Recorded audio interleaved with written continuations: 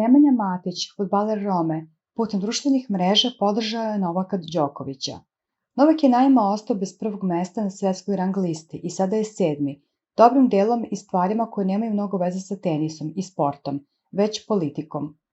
Srpski teniser tokom ove sezone nije mogao da igra na 2 Grand Slema i Mastersima u Majamiju, Indian Wellsu, Montrealu i Cincinnatiju, dok se bodovi sa Wimbledona nisu računali, te je ostao bez potencijalnih 10.000 poena, što je uslovilo pad.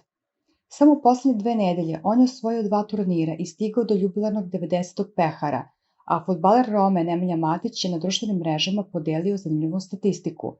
Ona pokazuje da je Đokovićev procenat pobeda čak 83,29%, dok mu leđa gledaju legende belog sporta poput Rafaela Nadala, Bjorna Borga, Rodgera Federera i brojnih drugih asova. Đoković je na svom Instagram profilu zahvalio bivšem reprezentativcu naše zemlje na podršci. Sledećim rečima: "Hvala ti, brate, na podršci, sa srećom u Rimu, pratim te i navijam", napisao je Đoković uz smajlije.